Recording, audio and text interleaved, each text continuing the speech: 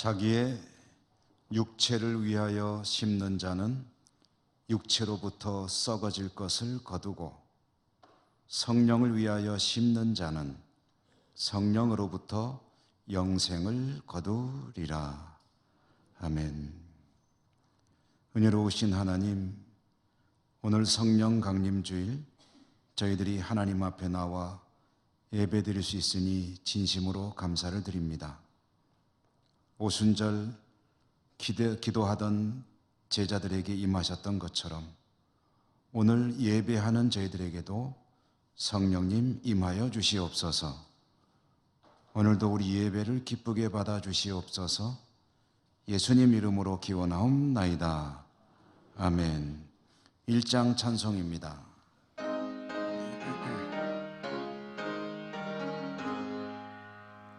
만복의 근원 하나님, 온 백성 찬송 드리고 저 천사여 찬송하세. 찬송 성부 성자 성령.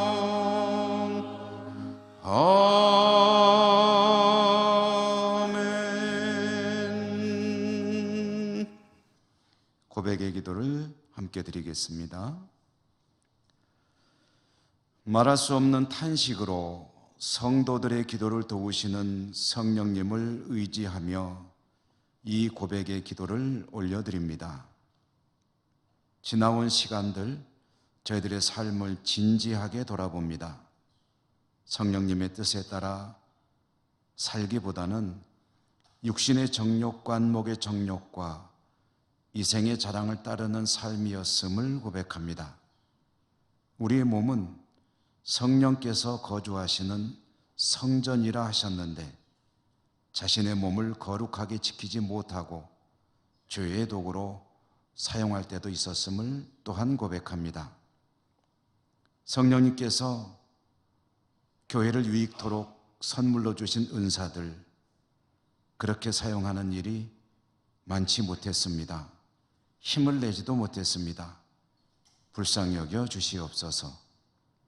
이 시간에 계속해서 주님과 저희들 자신만이 아는 모든 은밀한 허물과 죄들 침묵하며 고백합니다.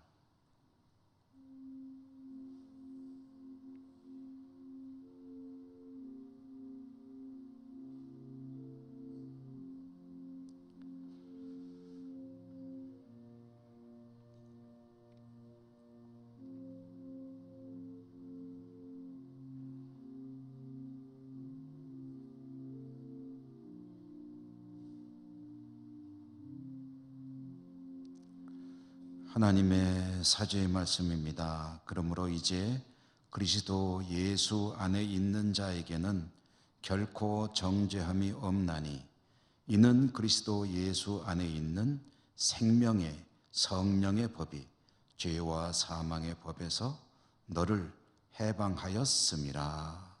아멘. 성시교독입니다. 교독문 136번 성령 강림절 교독문. 그 후에 내가 영을 만민에게 부어 주리니 너희 늙은이는 꿈을 꾸며 너희 젊은이는 이상을 볼 것이며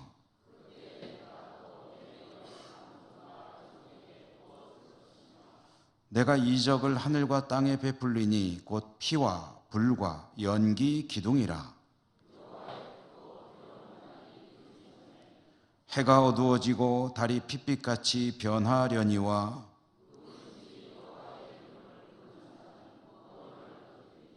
이는 나 여호와의 말대로 시온산과 예루살렘에서 피할 자가 있을 것이며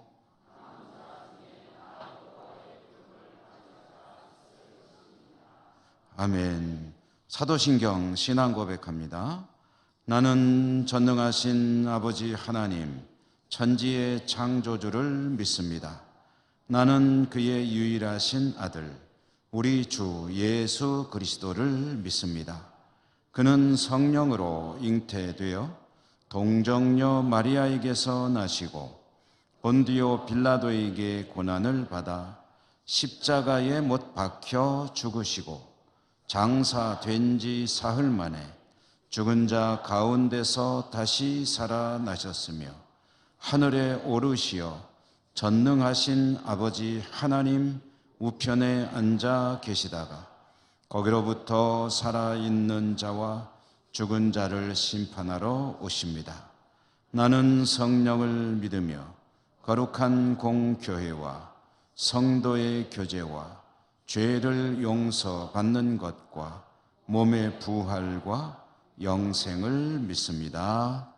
아멘. 187장 찬송가입니다.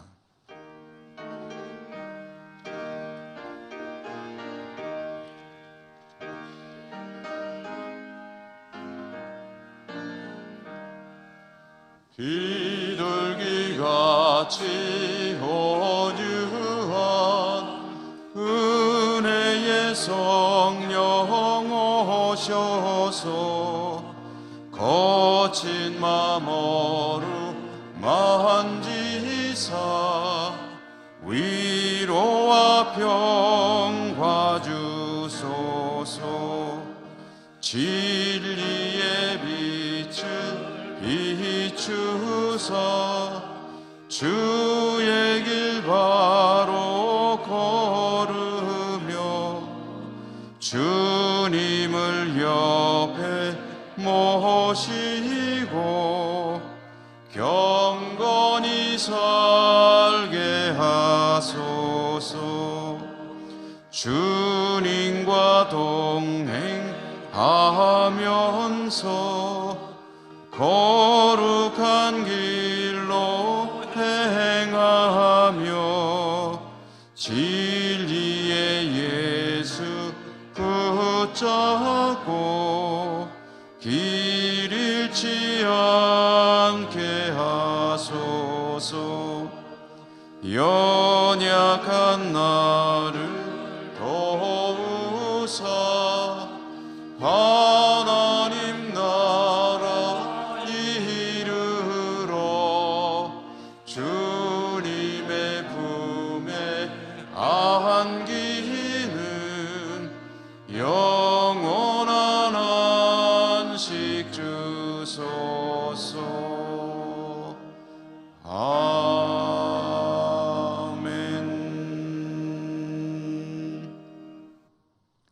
이재일 장로님 기도 인도하시겠습니다.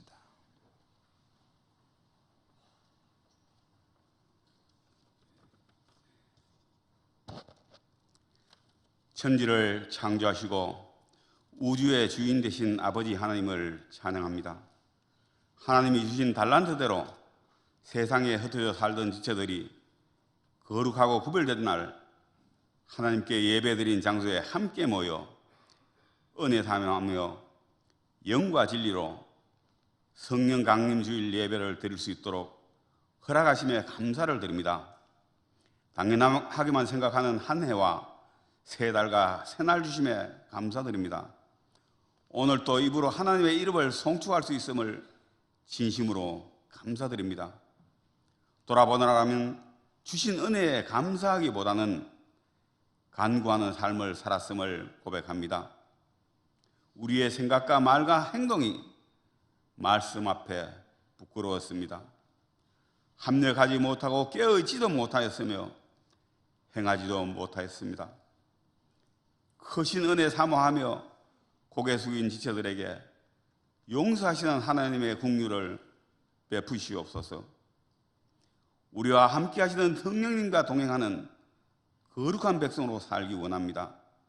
삶의 자리마다 하나님의 기쁨이요 하나님의 자랑되는 지체되기 원합니다. 하나님을 시험하거나 하나님의 영광 가리는 자리를 피할 수 있기도 원합니다. 우리가 처음으로 하나님을 영접하고 가슴 뜨거웠던 초심을 잃지 않고 가족들과 함께 주 안에서 평강을 누리며 늘 주님과 동행하는 지체들 되기를 원합니다. 특별히 구하옵기는 기후변화와 지진과 해일, 가뭄과 홍수, 기근 등으로 몸살 앓는 지구촌과 전쟁의 땅이 평화의 땅 되기를 원합니다. 서로에게 겨누던 총을 녹여 쟁기를 만드는 하나님의 사역이 시작되는 땅 되기 원합니다. 하나님이 세우신 대한민국을 다스리는 위정자들이 하나님 앞에 부끄럽지 않게 협치로 국론을 모으고 국민은 전쟁의 공포와 미래에 대한 불안감을 거두고 생업에 몰두하면서 희망 가지고 살아가는 나라 되기 원합니다. 세계 열방의 선교지마다 기도의 열매가 맺어 하나님 나라 확장이 땅끝까지 이르기도 원합니다. 이곳에 예천교회를 세우시는 하나님의 뜻이 교회를 통하여 증거된 역사가 일어나게 하시옵소서. 오늘 또 주의 선한 청지의 입을 통하여 다니엘에 선포되는 하나님의 말씀은 잠자는 우리에게 꼴이 되어 힘을 내어 깨어 기도하며 많은 사람을 바른 길로 인도하는 길잡이 될 수 있도록 은혜 더하여 주시옵소서. 시간과 정성을 들여 준비한 찬양대의 찬양과 예배위원과 보이지 않는 여러 모양의 섬김과 간절한 기도와 올려드리는 우리의 예배를 기쁘게 받아 주시옵소서. 예수님의 이름으로 기도드립니다. 아멘.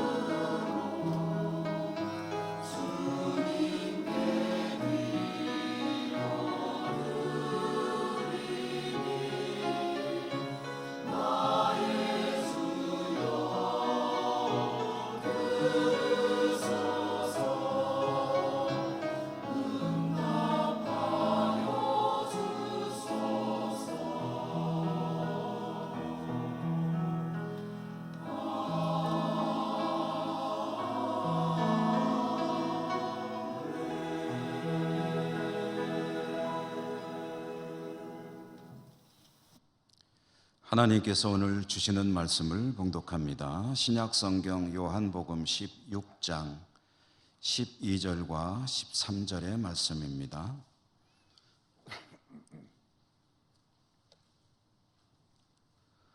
내가 아직도 너희에게 이를 것이 많으나 지금은 너희가 감당하지 못하리라. 그러나 진리의 성령이 오시면 그가 너희를 모든 진리 가운데로 인도하시리니 그가 스스로 말하지 않고 오직 들은 것을 말하며 장래 일을 너희에게 알리시리라. 아멘. 호산나 찬양대 하나님께 찬양 올려드립니다.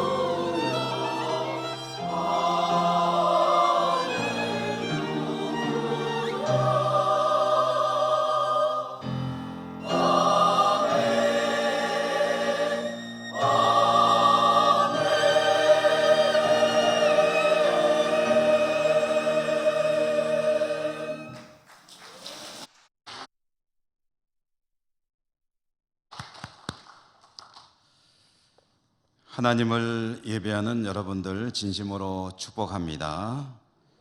주님의 은혜가 풍성하시기를 기원합니다. 오늘은 성령 강림 주일, 성령이 오시면이라는 제목으로 말씀을 전해드립니다.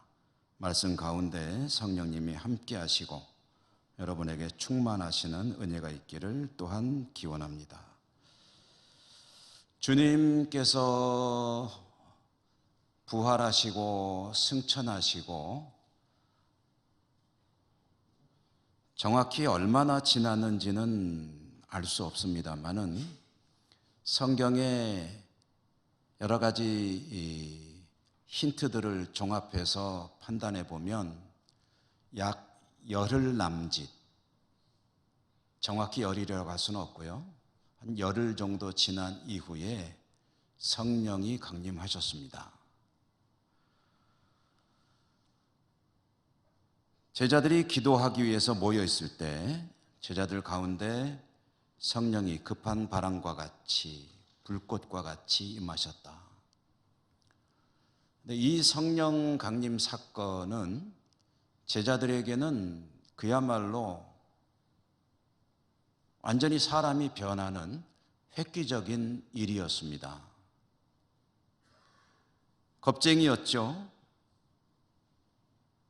대제사장 무리를 피해서 숨어 있던 제자들이 오히려 사람들이 많은 곳을 향해 나아가 담대하게 복음을 전할 수 있게 되었는데, 그렇게 변화되는 모습의 결정적인 원인이 바로 이 성령 강림이었다. 그러므로 이것은 교회 사적으로도 엄청난 사건이고 어쩌면 오늘날의 교회가 존재하는 근본적인 이유라고 할 수도 있을 것입니다. 그런데 이렇게 큰 사건, 어마어마한 사건인 성령 강림, 이 일은 뜬금없이 어느 날 갑자기 일어난 일은 아니었다. 이 성령 강림에 대해서는 주님께서도 여러 차례 예고하셨고 선지자들도 예고한 바가 있었던, 성경이 이미 예고된 사건이 이루어진 것이다 라는 겁니다. 오늘 우리가 받은 이 말씀도 성령님이 임하시게 되는 것을 예고하는 여러 말씀 중에 하나인데요, 이것은 주님께서 직접 말씀하신 대목입니다. 사실 전체 내용은 좀 단락이 길기 때문에 다 읽으면 좋겠지만 예배 시간 관계상 두 절만 취해서 읽었습니다. 그런데 이 말씀은 주님께서 성령이 임하실 것을 예고하는 말씀이라는 것이고요, 오늘 성령 강림절에 주시는 이 말씀 속으로 우리가 함께 들어가 보도록 하겠습니다. 주님께서 십자가에 죽으시기 전날 저녁에, 그러니까 요일로 따져보면은 금요일에 주님께서 십자가에 못 박히시고 죽으셨죠. 그러니까 그 전날이니까 목요일 저녁에 주님은 제자들과 함께 유월절 식사, 마지막 만찬을 나누셨습니다. 제자들과 이렇게 마지막 식사를 하는 자리에서 제자들은 그게 마지막이라는 걸 몰랐죠. 주님은 그 자리에서 제자들에게 이별을 예고하셨습니다. 내가 너희를 떠난다 라고 말씀하신 거죠.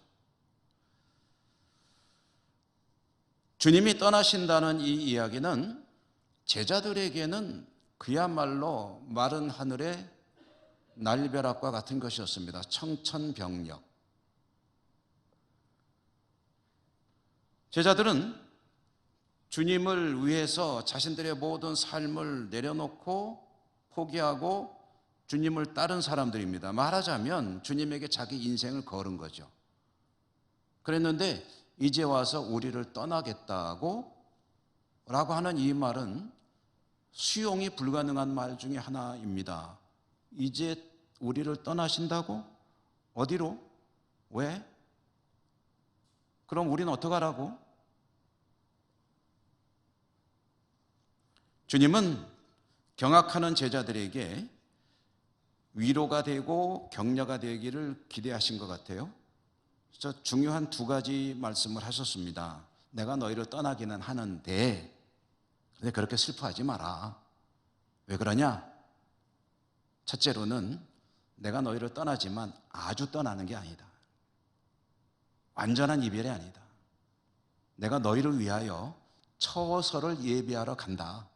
가서 처소를 다 예비하면 다시 너희에게로 올 것이고 너희를 그곳으로 데리고 가서 거기에서 너희와 내가 함께 살게 될 것이다. 말하자면 영생에 대한 약속을 새롭게 하는 거죠. 가신다고 했는데 갔다 오신다고 하니까 얼마나 힘이 되겠습니까? 두 번째로는 주님께서 내가 너희들을 떠나는데 이것이 너희들에게 더 좋은 일이다 라고 말씀을 하셨습니다. 너희에게 유익하다. 여러분, 오늘 제가 16장의 12절과 13절을 봉독했는데요, 이 말씀을 조금 거슬러 올라가서 12장 7절에 보면은 그 상황이 전해지는 말씀이 나옵니다. 12장 7절을 우리가 같이 한번 읽어보도록 할까요? 12장 7절. 성경 안 덮으셨죠? 예, 화면에도 나오네요. 16장 7절 한번 읽겠습니다. 시작. 그러나 내가 너희에게 실상을 말하노니 내가 떠나가는 것이 너희에게 유익이라. 내가 떠나가지 아니하면 보혜사가 너희에게로 오시지 아니할 것이요 가면 내가 그를 너희에게로 보내리니. 아멘. 자, 여러분, 이 7절 말씀 속에 두 가지 사실 또한 들어있죠. 첫째로는 주님께서 제자들에게 내가 너희를 떠나는 것이 너에게 좋은 일이다라는 거죠. 유익하다. 뭐가 유익인데요? 그 이유도 밝혀주시죠. 내가 떠나지 않으면은 보혜사가 오지 않을 것이고 내가 떠나면은 그를 너희에게 보낼 것이다. 무슨 얘기냐 하면은 내가 떠나면은 보혜사 성령이 너희에게 오실 것이니까 그러니까 더 좋은 거다, 이런 이야기입니다.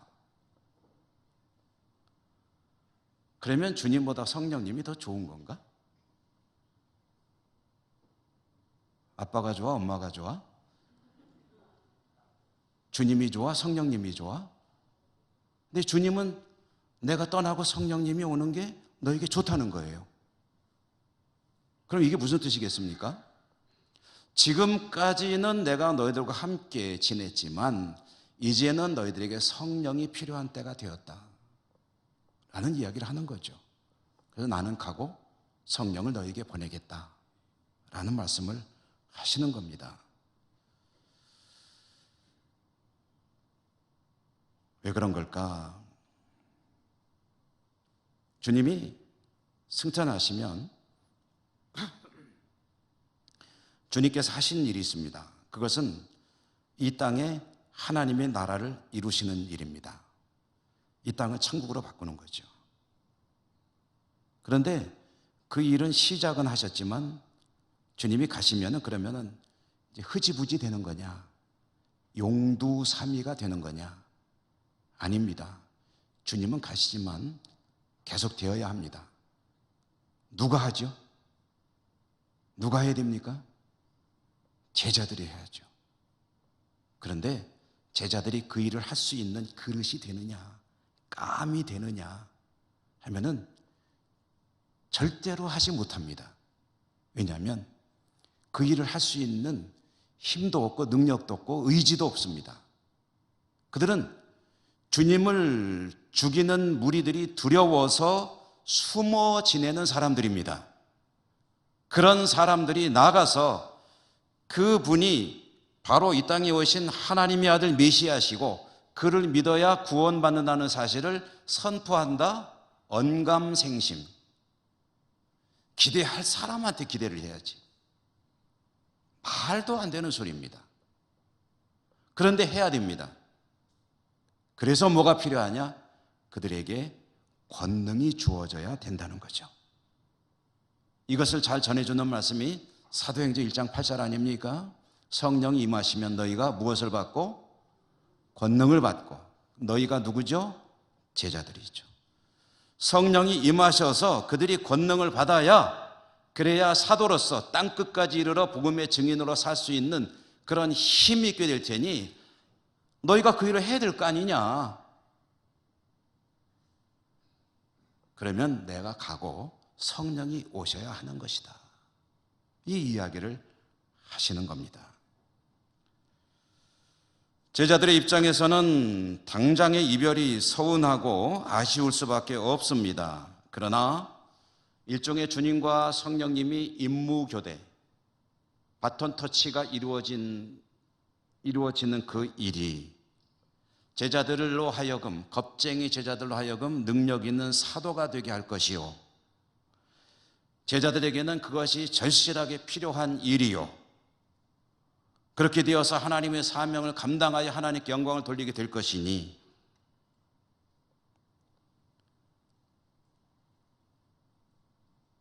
이것은 어떻게 보더라도 유익한 일이 아닐 수가 없다라는 말씀을 들려주신 거죠. 그러면 성령이 오시면은 제자들에게 일어나는 근본적인 그런 어떤 그 구체적인 알맹이 내용이 뭘까? 성령이 오시면 일어나는 일이 뭘까? 제자들에게 어떤 일이 일어나는 것일까? 권능이 주어진다는 것이 무엇일까? 제자들에게는 은사가 주어질 겁니다. 능력도 주어질 것입니다. 방언도 하게 될 것이고, 손을 얹고 기도하면 병도 나을 것입니다. 그런데 그런 것들이 근본적인 것이냐? 아니에요. 이것은 근본적인 일은 아닙니다. 성령이 오셔서 제자들에게 주어지는 근본적인 변화 또는 그 일은 무엇인가? 오늘 말씀에 보면 성령은 진리의 영이라고 했습니다. 그리고 그가 오면은 너희를 진리 가운데로 인도한다고 했습니다. 자, 이게 무슨 소리냐?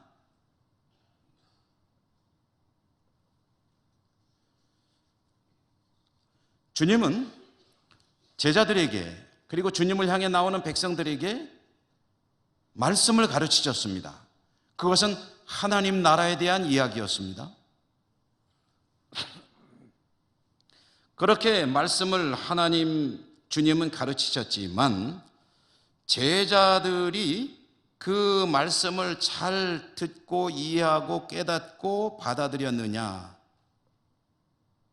하면은 그건 그렇지 못했다는 거죠. 그들은 주님의 말씀을 계속 들었지만 주님의 말씀을 잘 못 알아들었습니다. 이해하지도 못했습니다. 그러니 제대로 수용도 하지 못했습니다. 그런데 성령님이 오시면 무슨 일이 벌어지느냐? 그들을 진리의 영이시기 때문에 진리 가운데로 인도하실 것이다 라고 주님이 말씀하셨습니다. 듣기는 들었습니다. 그러나 무슨 말인지 뜻을 모르던 그 말씀들을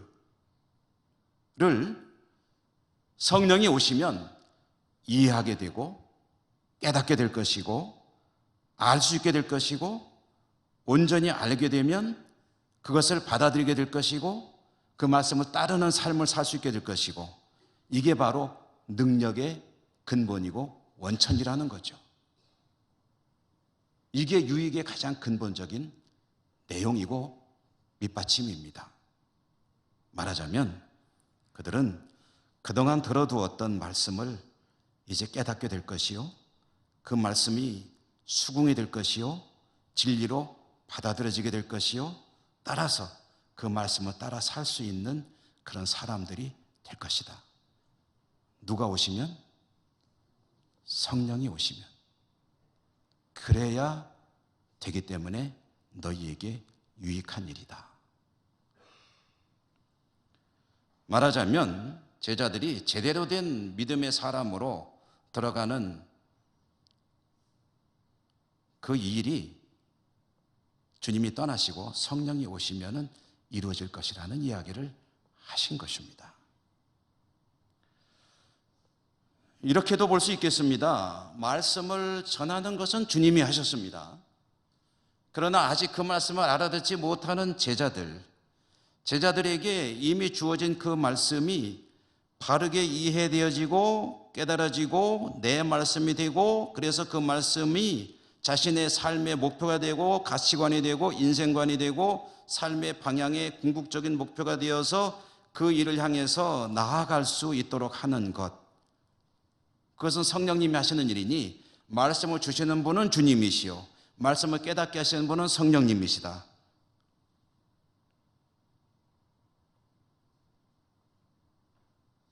제자들에게는 그 일이 꼭 필요한 일이었고 그 일을 위해서 성령이 오신다라고 이야기를 하신 것이죠.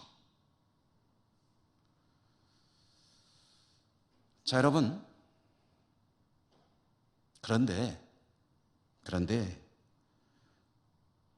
제자들에게 참 중요한 일이긴 하지만 이 제자들에게만 필요한 일이냐? 나한테는 필요 없는 일일까요?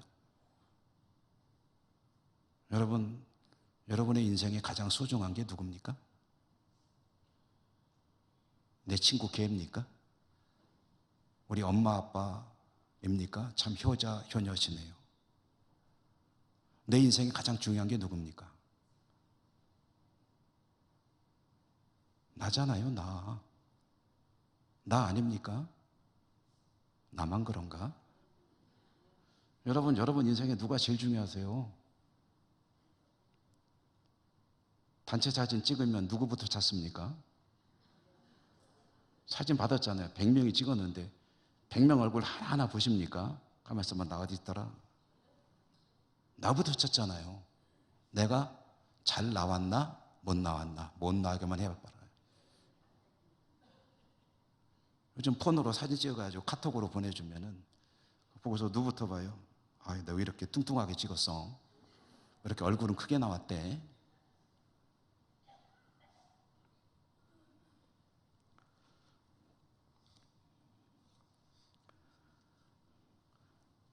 내가 참 중요한데 오늘 이 말씀은 나와는 그렇게 썩 관계가 없는 일일까요? 사도로 사명을 감당할 제자들에게만 중요한 일이고 나와는 별로 관계없는 말일까요?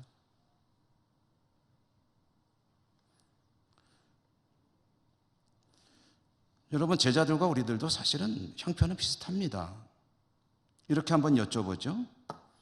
여러분들 가운데 주님의 말씀을 들었습니다. 여러 가지로 들었겠죠. 설교를 듣든 성경을 읽든 아니면은 이런저런 방식으로 하나님 말씀을 접하게 되었는데 그 말씀을 들을 때에 즉석에서 그 말씀이 아주 명확하게 깨달아지고, 야, 이것이야말로 진리로구나 감탄하면서 그러므로 주님을 받아들이고 주님이 나의 구주라고 고백하고 이제부터 내 인생은 주님의 것이야 라고 하면서 주님에게 헌신된 삶을 살기로 인생이 완전히 변화되신 분 혹시 계십니까? 안 계신가요? 혹시 그런 분 계신다면 어마어마한 은혜를 받으신 겁니다. 그런데 아마 대부분 여기 계신 분들은 말씀을 들을 때 무슨 소리인지 처음에는 잘 모르셨을 거예요. 우리 새가족들이 오시면은 제가 이제 면담을 하잖아요. 면담하면은 또는 새가족 신방을 가면은 그러면은 대부분 그런 말씀을 하세요. 이거 목사님 설교를 듣기는 듣는데 무슨 말인지 하나도 모르겠대요. 무슨 말인지 하나도 모르겠다 그러면은 제가 뭐라고 그래야 되죠? 듣지 마세요 그럴까요? 아니죠. 자꾸 듣다 보시면은 알게 됩니다. 계속 들으십시오. 시간이 필요한 일입니다. 처음부터 말씀을 듣고 깨달아지는 게 아니에요. 어려워요. 그런데 그 말씀이 어느 날 이해가 되게 되고 깨달아지게 되고 인정하게 되고 그 말씀이 진리라는 것을 받아들이지 않을 수 없게 되고, 그러므로 이제부터 내 인생은 주님을 위해 살아가는 것이 맞습니다 라는 생각을 하게 되고, 그런 변화가 찾아오게 되는데 그 일을 하시는 분이 누구냐면은 성령님이라는 거예요. 말씀은 내가 내 안에 얼마가 되는지 모르지만 쟁여놓았습니다. 요절을 암송하든 어떻게 하든 성경을 부지런히 읽으려고 노력하든 어떻게 하든 말씀을 쟁여놓았는데 지금까지는 별로 그냥 글자에 불과하던 좋은 말씀이겠지 하고 생각하던 그 말씀이 살아계신 하나님의 말씀이 되고 하나님의 음성이 되고 그래서 내 인생을 통째로 변화시키는 그런 능력의 말씀이 되게 하는 그 일은 누가 하시느냐? 성령님이 하시는 일이다. 그래서 성경을 보니까 전에는 잠 오는 글자였던 그 글씨들이 꿈틀꿈틀 살아 움직이는 살아계신 하나님의 음성이 되고, 야, 정말 하나님 말씀을 듣는 마음으로 성경을 읽게 되고, 그래서 하나님 말씀이 꿀송이보다 더 달다는 것을 실감하면서 이 말씀대로 살아야 되겠다는 생각이 뭉게뭉게 가슴속에서 일어나고, 그 일을 하시는 분이 성령님이시다.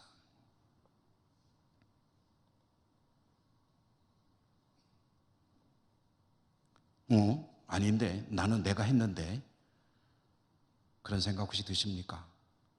여러분, 우리는요, 우리 자신을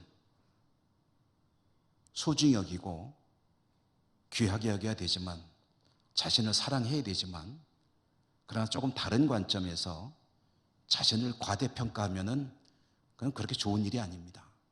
과소평가하는 것도 안 좋은 일이지만 자신을 너무 과대평가하는 것도 좋은 일이 아닙니다. 자신을 정확히 아는 것은 대단히 중요한 일입니다. 여러분, 우리들은요, 주님과의 관계 속에서 오늘 이 주제로 볼 때에 주님을 나의 구주로 받아들이는 일을 스스로의 의지로는 절대로 하지 않습니다. 스스로의 생각과 판단으로 예수라는 양반을 좀 믿어야 되겠다. 그 양반이 내 죄를 용서해 주셨다. 십자가에 죽으심으로. 그래서 구원의 길을 열어놓으셨다. 내가 하나님 백성이 되도록 그분이 일을 하셨다. 그게 나는 충분히 이해가 되고 믿어진다. 이제부터 나는 크리스찬으로 살 거야 라고 결단을 하거나 다짐을 했다고 한다면 그건 누가 한 일이냐? 최소한도 내가 한 일은 아니라는 거예요. 그것도 절대적으로 아닙니다. 나는 절대로 그런 일을 할 생각도 없고 의사도 없고 의지도 없는 존재입니다. 이것을 그래서 보통 신학에서 말할 때 인간의 절대적인 무능력이라고 표현합니다. 인간은 능력이 없다는 거예요. 그럴 능력이 없다는 거죠. 그럼 누가 하는 거냐? 성령님이 하시는 거다. 여러분, 여러분에게 성령님이 임하셨습니까? 질문 좀 드려서 자꾸 질문해서 죄송합니다. 성령 임하셨습니까? 성령 여러분 찾아오셨습니까? 성령님 만나셨습니까? 그렇게 어려운 거 자꾸 물어보지 말라고 저를 쳐다보신 건데, 여러분 성령님이 여러분에게 임하셨습니까? 임하셨는지 안 임하셨는지 제가 확인하는 시간을 좀 갖겠습니다. 너무 겁내지 마시고. 자, 제 질문을 잘 들어보십시오. 여러분들이 예수 그리스도, 그분이 나의 죄를 위해서 십자가에 죽으셨고 그로 인해서 나의 죄의 문제는 해결이 되었고 나는 하나님의 자녀로 살 수 있게 되었으며 구원의 길이 활짝 열리게 되었다. 내가 그분을 믿고 살아가면 나에게는 영원한 생명, 영생이 주어진다. 솔직히 말해서 내 믿음은 썩 좋지는 못하다. 주님에게 헌신된 삶을 살고 있지도 못하고 내 믿음은 내가 봐도 별로다. 그렇지만 나는 내 마음속에서 예수 그리스도, 그분의 십자가가 나를 구원하는 그런 일이었다는 것을 부인하지는 못한다. 나는 주님을 그런 의미에서는 믿는다. 이런 생각이 마음 한쪽에 요만큼이라도 들어있으십니까? 한번 뒤져보세요. 있나 없나? 있으십니까? 있으시면 그게 바로 성령이 여러분에게 임하셨다는 증거입니다. 왜냐? 성령이 그렇게 안 하셨으면요, 나는 그런 생각을 밤은 너무 크구나, 겨자씨만큼도 가질 사람이 아니기 때문입니다. 예수, 칫, 뿡. 그게 누군데? 나하고 무슨 상관이 있는데?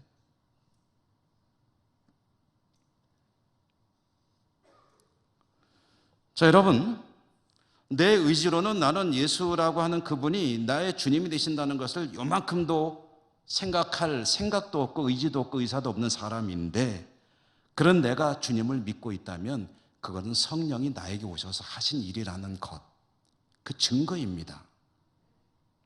자, 여기서 중요한 이야기 여러분에게 드립니다. 성령님은 그렇게 일하시는데 그러면 나는 어떻게 할 것이냐?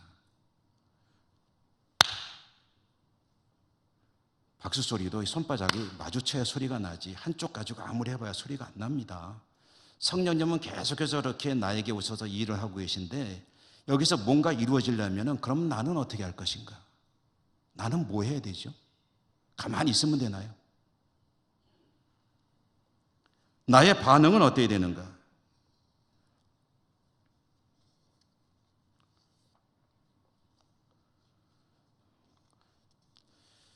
요즘 우리가 살아가는 시대를 희망을 찾기 어려운 시대라는 표현을 많이 쓰곤 합니다.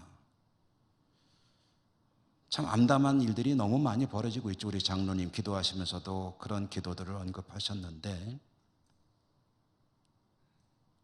이 지구촌이라는 우리가 살아가는 이 행성을 생각해 보면 지구의 환경은 날로 점점 더 암담한 상황으로 가고 있죠.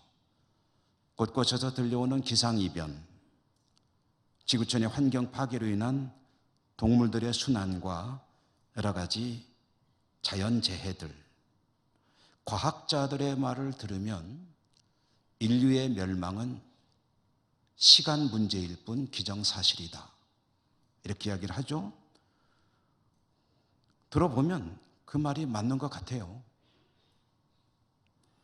그렇지만 그렇다고 염려는 하는데 우리는 아무것도 하지 못하고 그저 바라만 보며 살아가고 있습니다. 우리 후손들에게 어떤 삶의 환경이 주어질까 두렵지만 아무것도 하지 못하는 우리들 자신입니다. 이런 것을 기호지세라는 말로 보통 표현하죠. 호랑이 등에 올라타고 달려가고 있는데 내리고 싶은 마음이 있지만 내리질 못해요. 내렸다가는 잡아먹힐 테니까. 그렇게 가다가 그냥 결국은 죽는 거예요. 그렇지만 중간에 못 내려요. 지금 파국을 향해서 달려가고 있는 이 지구촌, 그러나 생각은 있지만 아무것도 하지 못하는 이 세상, 암담하기만 합니다. 자연재해와 더불어 사람들의 욕심이 근본이라고 할 수 있는, 원인이라고 할 수 있는 전쟁의 소식은 끊임없이 들려옵니다. 우리 대한민국 한반도도 보통 사람들이 말하는, 세계에서 말하는 3대 전쟁 발발 가능성이 높은 지역 중에 하나입니다. 외국에서 볼 때는 한반도는 불안불안하다고 합니다. 그런데 정작 대한민국을 살아가는 우리들은 태평합니다. 그래서 외국에서 놀란다고 하죠. 어째 그렇게 평안하냐고. 제가 봐도 여러분 평화로우십니다. 핵폭탄 염려하는 분 별로 없으십니다. 3대 전쟁 발발 위험 지역이 저 중동이고, 또 하나가 동유럽이죠. 또 하나가 한반도입니다. 그런데 그 두 군데에서는 지금 전쟁이 진행 중에 있습니다. 우리 대한민국에서는 어떻게 될까요? 암담한 현실입니다. 우리나라를 내적으로 바라보면 우리의 삶의 환경은 어떻습니까? 우리 대한민국의 경제가 참 중요하죠. 경제는 크게 성장해서 경제 규모 14위니 10위니 선진국이니 하는 이야기를 들은 지 꽤 됐습니다. 소득은 늘어났습니다. 물질적으로는 과거보다 많이 좋아졌습니다. 그런데 삶의 질이 더 나아졌느냐? 당신 행복하십니까? 라고 물어본다면 얘기가 좀 달라집니다. 오히려 너무 힘들어요, 어려워요 라는 이야기들을 많이 듣고 있죠. 여러분 너무나도 자주 들어보셨겠지만 OECD라고 하는 전 세계 주요 국가들 가운데서 우리 대한민국이 1위를 찍고 있는 것들이 몇 가지가 있습니다. 뭐죠? 노인 빈곤율, 노인들이 살아가기 힘든 나라 1등. 나라에서 나름대로 애는 쓰지만 많이 부족합니다. 어떤 나라가 좋은 나라냐? 노인들이 살아가는 것이 힘들지 않은 나라가 좋은 나라입니다. 물론 나라 살림을 망가뜨리면서까지 할 수는 없는 일이죠. 출산율 끝에서 1위, 자살률 많기로 1위. 우리가 예천이라고 하는 우리 소중한 고향을 살아가고 있는데 이 시대가 지방 소멸 시대. 조만간 수많은 지방의 마을들이 사람들이 살아가던 곳이 폐허가 될 것이다. 이런 얘기들은 듣기만 해도 답답한 얘기인데 아이고 목사님 그런 얘기 들어서 맨날 답답한데 뭘 교회에서까지도 그런 얘기를 하시나? 그런 생각 드십니까? 세상은 참 각박하고 삭막합니다. 누구를 사랑하며 살고 또 사랑과 존중받으며 산다고 느끼기가 쉽지 않은 그런 사회를 우리가 살아가고 있습니다. 제가 신학서적을 하나 보다가 그 표현이 마음에 와닿아요. 그 신학서적 속에 이 시대를 표현하는 말이 이런 말이 있더라고요. 사람이 사람과의 사이에서 소외되고 있고 이 사회가 하나님으로부터 멀어져 가고 있는 사회 시대, 그 시대를 우리가 살아가고 있다.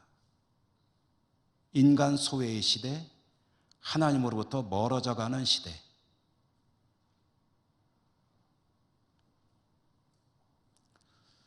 (2000년) 전 주님께서 활동하시던 유대인들의 사회도 그랬습니다. 그들은 메시아를 기대하는 희망을 가지고 살았습니다. 메시아가 오셨습니다. 메시아가 나라를 다시 회복시켜주고 독립시켜주고 과거의 영광을 재현할 것이라고 기대했습니다. 제자들 개인적으로는 주님이 왕이 되시면, 메시아가 왕이 되시면 자신들의 인생도 피어날 것이라고 기대했습니다. 그런데 주님은 그들의 희망을 이루지 않으셨고 말씀하시기를 뭐라고 하셨느냐? 나는 떠난다. 그 대신 성령이 너에게 임하실 것이다. 그런데 성령이 오시면 너희를 진리 가운데 인도하실 것이다. 그게 더 너에게 좋은 일이다.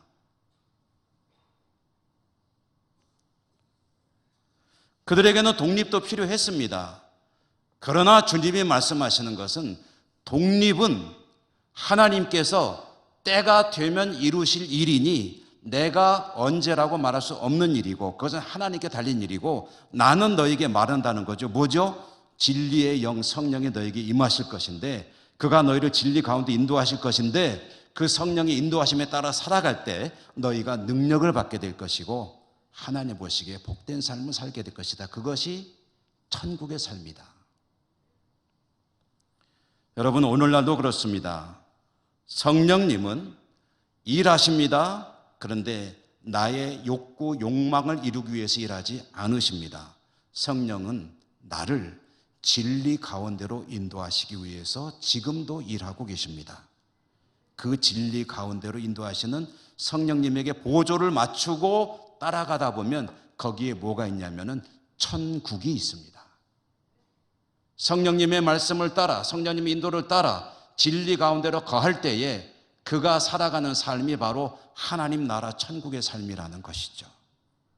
그렇기 때문에 너희에게 유익이고 그것이 참된 행복이라고 말씀하시는 겁니다. 희망이 없어 보이는 시대를 살고 있습니다. 그러나 우리에게 희망이 없는 시대는 없습니다. 왜냐하면 성령이 늘 그 백성과 함께 하시기 때문입니다. 함께 하시며 항상 진리 가운데로 인도하시기 때문입니다. 그러므로 성령의 인도하심에 따라 진리 가운데로 들어갈 때에 그것이 사실은 가장 근본적인 유일한 희망이고, 그때 우리의 삶은 참된 축복된 삶으로 들어가게 될 것입니다. 성령님이 인도하심에 따라 진리 가운데로 갈 것인지, 아니면 여전히 나는 내 생각을 따라 살아갈 것인지, 그 선택은 사실은 각자에게 달려 있습니다. 성령님은 강제로 끌고 가지 않으십니다. 그렇게 계속 촉구하실 뿐입니다. 그 성령님의 부르심에 합당하게 진리 가운데 거하시는 여러분 모두가 되시기를 주님 이름으로 축원합니다. 은혜로우신 하나님 감사합니다. 오늘도 주신 말씀 들었습니다. 우리 가운데 성령이 함께 계심을 믿으며 진리로 인도하시는 성령님을 따라 승리하는 저희 모두가 되게 하여 주옵소서. 예수님 이름으로 감사하고 기도드립니다. 아멘. 183장 찬송하시며 봉헌하시겠습니다.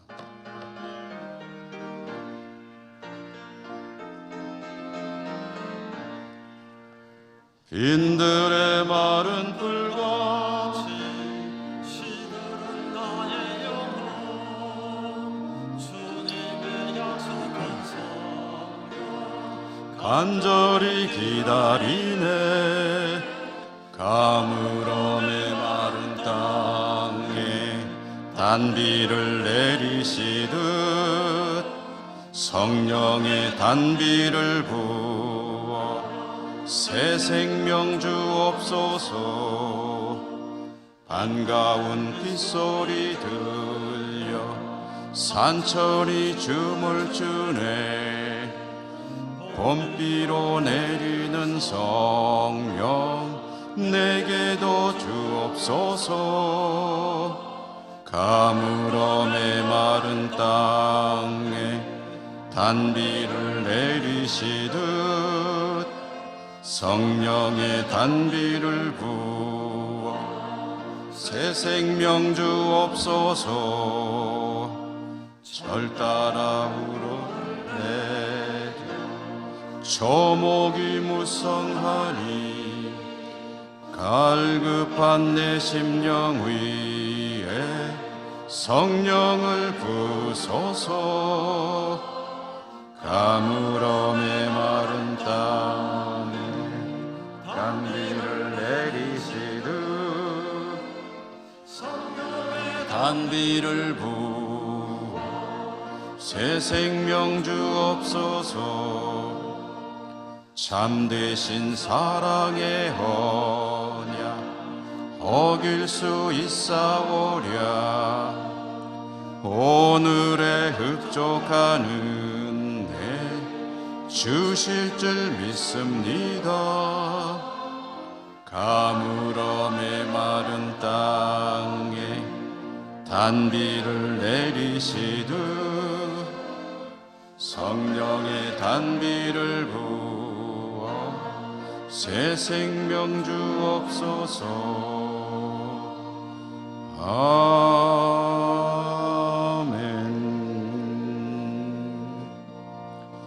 자비로우신 하나님 아버지, 오늘도 저희들이 하나님을 예배할 수 있음에 감사하고, 하나님께 나올 때 빈손으로 오지 않고 예물을 들고 올 수 있도록 저희 삶에 또 물질 주신 것 감사합니다. 우리의 생명과 모든 삶의 여건들은 하나님의 은사임을 믿음으로 고백하며 주신 것의 일부를 거룩하게 구별해 가지고 나와 올려드립니다. 우리의 정성을 오늘도 기쁘게 받아주시고, 드리는 저희들의 삶이 성령의 인도하심에 따라 진리에 이르는 복된 삶이 될 수 있도록 더욱 축복해 주시옵소서. 예수님 이름으로 감사하고 기도드립니다. 아멘.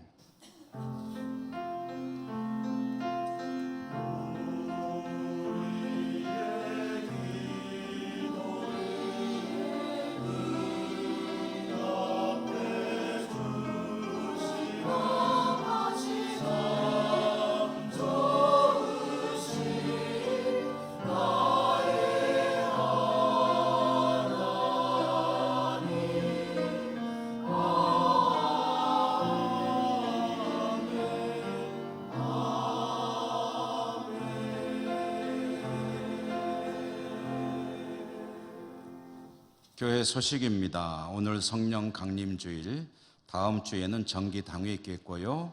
2부 예배 마치고 이권사의 원래회, 또 교육위원회 모임, 안나회 원래회는 5월 25일 토요일 오전 11시 세미나실입니다. 영주노회 남선교회 제2회 실행위원회 및 순회 예배가 오늘 오후 5시 30분 신영주 교회에서 있고요. 교회에서는 4시 30분에 출발하므로 남성교원들이 참여하시는 분들 시간을 잘 유념해 주시기 바랍니다. 또 남성교원들의 관심을 당부드립니다. 바울의 행사입니다. 부부 동반으로 야외 행사를 가지시는데 날짜는 5월 24일 울진 지역이고요. 교회에서 9시 출발입니다. 바울의 회원들께서 또 많이 관심을 가져주시고 참여하시면 되겠습니다. 50회 전국 장로회 수련회 7월 3, 4, 5일 2박 3일간 더 K 경주 호텔에서 있고요. 신청은 좀 빨리 해야 되기 때문에 5월 28일까지 우리 장로님들 가운데 관심 있으신 분들은 권세문 장로님에게 문의하시면 되겠습니다. 오늘 중식을 위해서 3여전도에 수고해 주심에 감사하고요. 구금선 목사님은 중보기도 컨퍼런스에 참석하기 위해서 수요일까지 월요일부터 다녀오도록 하겠습니다. 우리 곁에 계신 분들하고 인사하시며 일어나겠습니다. 사랑합니다. 축복합니다.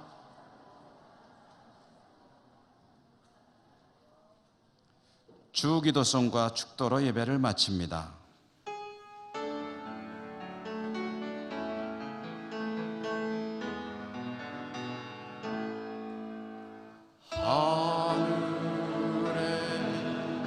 계신 아버지 이름 거룩하사 주님 나라 임하시고 뜻이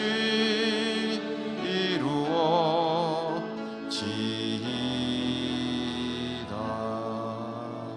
일용할 양식 주시고 우리들의 큰 죄 다 용서하옵시고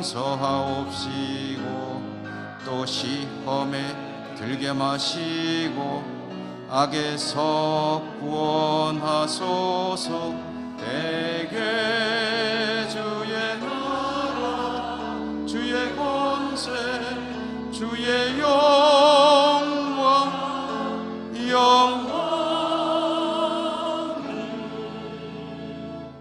아멘. 사랑의 하나님, 주의 백성들이 오늘도 하나님을 예배하고 삶의 자리로 나갑니다. 늘 동행하시며 지켜주실 줄 믿습니다.